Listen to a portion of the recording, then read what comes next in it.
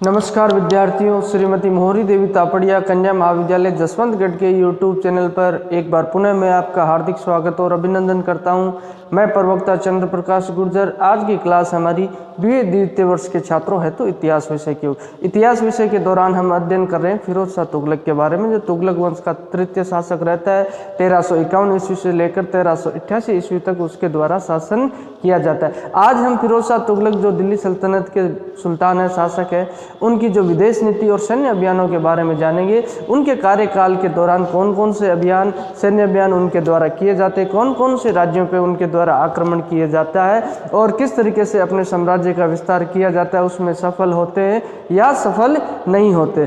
तो आज हम बात करते हैं जो फिरोज शाह तुगलक उनके सैन्य अभियान। पहले मुख्यतः बात किया जाए तो यहाँ फिरोज शाह तुगलक में सैन्य गुणों का अभाव देखने को मिलता है। सैन्य गुण उसमें प्रधानता नहीं न तो वह अच्छा सैनिक होता है, न ही अच्छा सेनानायक होता है उसमें देखने को मिलता है, क्योंकि उसे अमीर वर्ग और उलमा वर्ग के द्वारा सिंध में ही अकस्मात शासक घोषित कर दिया जाता है, तो वो गुण उसमें नहीं देखे जाते। अब बात करते हैं साम्राज्य विस्तार की।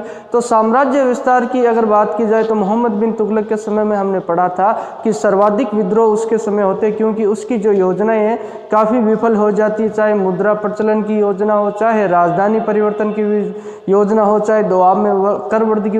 इन योजनाओं के विफल होने के पश्चात क्या होता है, साम्राज्य इनका विखंडित हो जाता है और सल्तनत में कई स्वतंत्र राज्य उभर कर आ जाते हैं।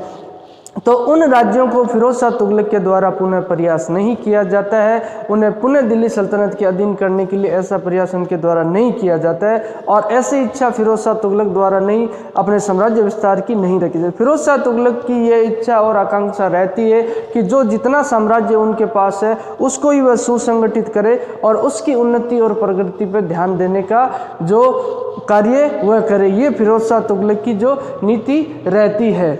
अब बात करते हैं तो कभी कभार फिरोज शाह तुगलक की बात की जाए तो कभी कभार जो दबाव में स्थानीय जो उसके सलाहकार हैं, सलाहकारों के दबाव में, दरबारियों के दबाव में उसके द्वारा सैन्य अभियान किए जाते हैं।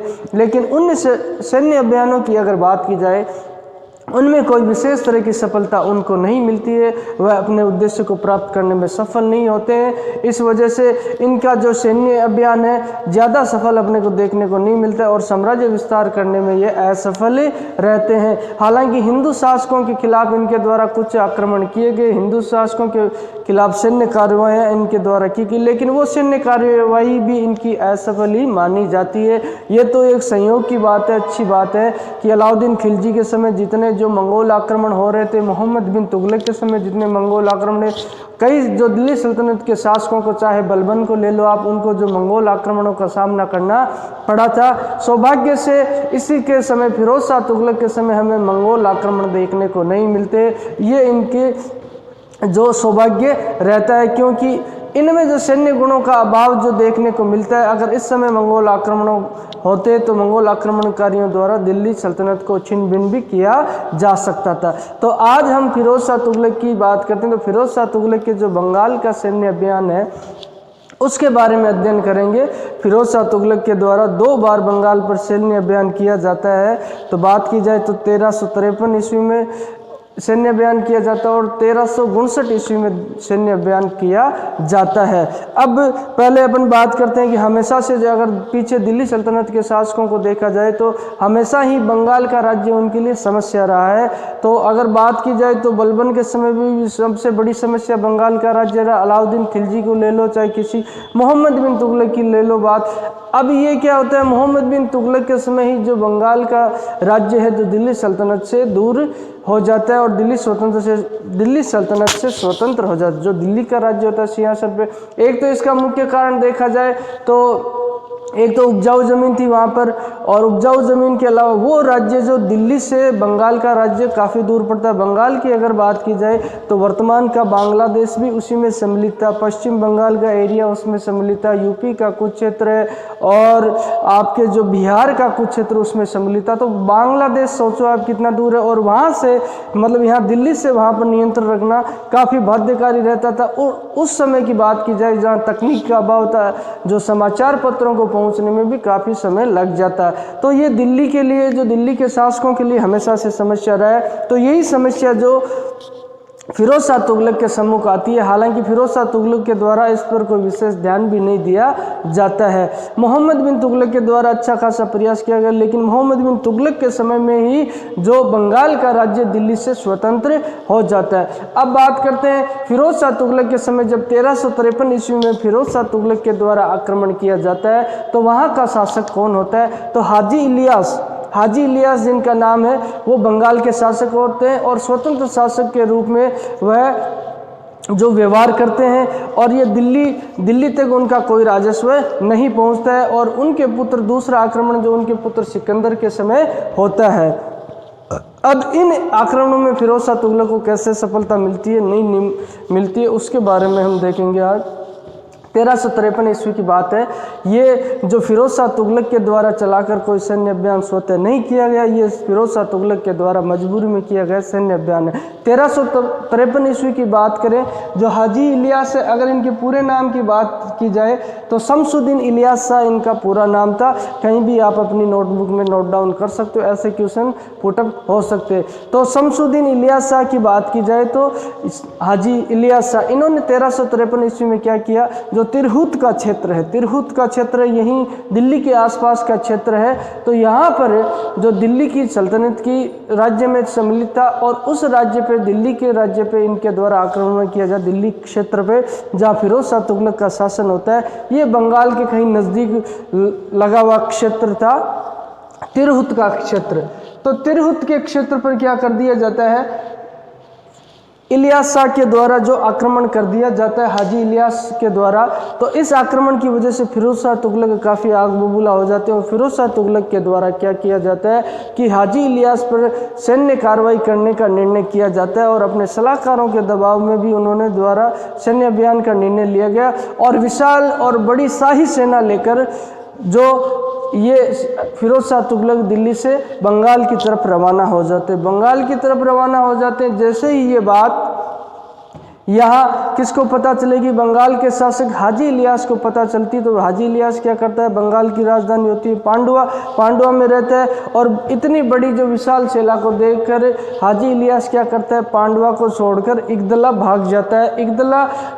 इगदला में एक विशाल और मजबूत किला होता है, जिसको भेद पाना काफ़ी मुश्किल होता है। तो जब इगदला में वह अपने आप को, अपनी सुरक्षा के लिए हाजी इलियास यहाँ से भागकर पांडुआ से चला जाता है, लेकिन फिरोज शाह तुगलक उसका पीछा करते हुए यहाँ इगदला तक पहुँच जाता है। लेकिन इगदला को जीतने में यहाँ फिरोज शाह तुगलक सफल नहीं होता है, क्योंकि वह काफ़ी ही विशाल और दृढ़ जो किला था, जिसे जीत पाना मुश्किल था, और यहाँ से जो हाजी इलियास खां को वह पराजित नहीं कर पाता है। संयोग से उसी समय क्या होता है कि वर्षा ऋतु शुरू हो जाती है, वर्षा काल शुरू हो जाता है। जब वर्षा काल शुरू हो जाता है तो यहाँ पे फिरोज शाह तुगलक घबरा जाता है। वैसे भी दिल्ली सल्तनत की बात की जाए तो परिस्थितियाँ अनुकूल नहीं थी, और कभी भी है जो तख्त को लेकर किसी तरह का गृह युद्ध छिड़ने की संभावनाएं रहती थी। तो इस वजह से फिरोज शाह तुगलक के द्वारा क्या निर्णय लिया जाता है, वह किसी अपने उद्देश्य को प्राप्त किए बगैर ही वहाँ से पुनः दिल्ली लौटने का निर्णय उसके द्वारा ले लिया जाता है। दिल्ली लौटने का निर्णय लेने के पश्चात यह जो मार्ग में पहुंचता है तो हाजी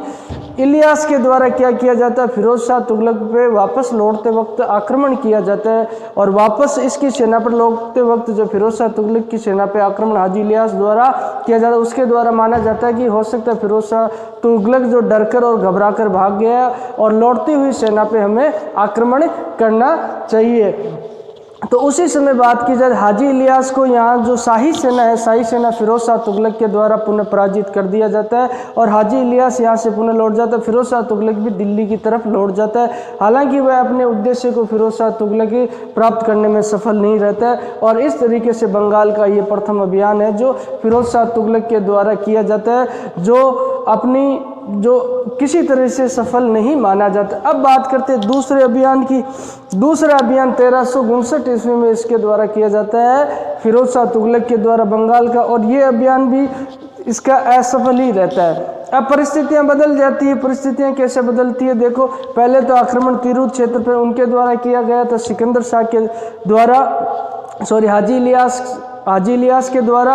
अब बात दूसरी रहती, हाजी इलियास की मृत्यु हो जाती है। हाजी इलियास की मृत्यु होने के पश्चात उसका पुत्र सिकंदर है, जो सिकंदर, ये क्या करता है, ये बंगाल का शासक बनता है, बंगाल का नवाब बन जाता है। और इसी समय सिकंदर के समय यहाँ पे फिरोज शाह तुगलक के द्वारा पुनः आक्रमण किया जाता है और इसमें भी असफलता प्राप्त होती है। लेकिन यह परिस्थितियाँ कैसे बदलती है, जो जफर खां है, जफर खां नाम का व्यक्ति जो पूर्वी बंगाल पर शासन करता है, पूर्वी बंगाल का सूबेदार रहता है। और ये जफर खां कौन होता है, जफर खां होता है हाजी इलियास का दामाद, यानी सिकंदर का बहनोई होगा। इस जो जफर खां के द्वारा क्या है, फिरोज शाह तुगलक को निमंत्रण दिया जाता है बंगाल आक्रमण के लिए। और यहाँ से जो सिकंदर है, सिकंदर काफ़ी अत्याचारी शासक था और सिकंदर के अत्याचारों से प्रताड़ित होकर यहाँ जफर खां के द्वारा याचना की जाती है, फिरोज शाह तुगलक से याचना की जाती है कि ये यहाँ जो बंगाल पर आक्रमण करे। तो फिरोज शाह तुगलक के समय द्वारा ये उचित समय समझा जाता है और फिरोज शाह तुगलक जो पीछे की जो कसर कुछ रह चुकी थी उसको खिन को मिटाने के लिए फिरोज शाह तुगलक के द्वारा पुनः बंगाल पर आक्रमण किया जाता है। और बंगाल पर आक्रमण के द्वारा जब वही परिस्थितियां बनती है तो सिकंदर के द्वारा भी अपने पिता की तरह व्यवहार कर दिया जाता है और सिकंदर क्या करता है, पांडवा को छोड़कर इकदला चला जाता है। इकदला अपने पिता की तरह उस किले में शरण ले ली जाती है और जिसे फिरोज शाह तुगलक द्वारा पुनः घेरने का प्रयास किया जाता है। किले को घेरने पश्चात फिरोज शाह तुगलक द्वारा इकदला किले को नहीं जीता जाता है। सिकंदर अपनी राजधानी छोड़कर पांडवा चला जाता है और इस बार भी फिरोज शाह तुगलक है जो यहाँ बंगाल के शासक को अपनी अधीनता स्वीकार कराने में असफल रहते हैं और बगैर अपने उद्देश्य की प्राप्ति ही यहाँ बात की जाए तो वह पुनः दिल्ली लौट आते हैं। इस तरीके से इनका जो बंगाल का अभियान रहता है।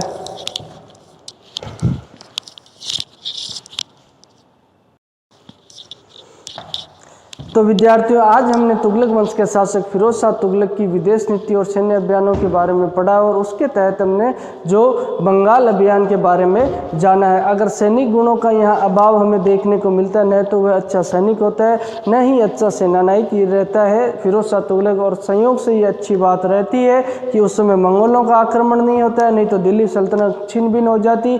और यहाँ जो सलाहकारों के दबाव में इसके द्वारा कुछ एक सैनिक अभियान किए जाते हैं और हिंदू शासकों पे ज़्यादा इसके द्वारा आक्रमण किया जाता है उलेमा वर्ग को खुश करने के लिए, जिसमें इसे कोई विशेष सफलता यहाँ देखने को नहीं मिलती। और 1353 ईस्वी और 1359 ईस्वी में इसके द्वारा जो बंगाल पर दो सैन्य अभियान किए जाते हैं। 1353 ईस्वी की बात की जाए तो हाजी इलियास यहाँ का बंगाल का शासक होता है। उस समय किया गया सैन्य अभियान भी फिरोज शाह तुगलक का असफल रहता है।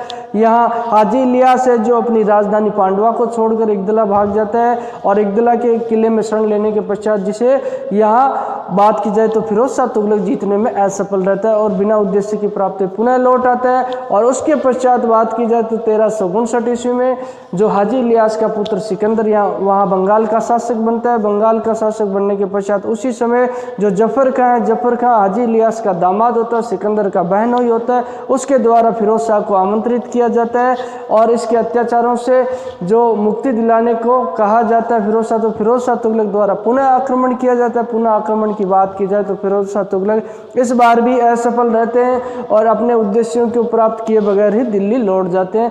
इस तरीके से फिरोज शाह तुगलक द्वारा बंगाल का असफल अभियान, सैन्य अभियान किया जाता है। बोलिए, यहाँ तक आपको कोई चीज़ समझ में नहीं आई हो, किसी तरह की समस्या हो, शंका हो तो आप निसंकोच और बेधड़क पूछ सकते हो।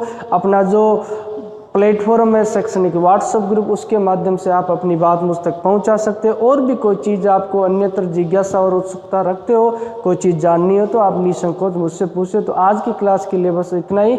आगे की क्लास में हम जो फिरोज शाह तुगलक के अन्य सैन्य अभियानों के बारे में बात करेंगे। तो सभी विद्यार्थियों का बहुत बहुत धन्यवाद।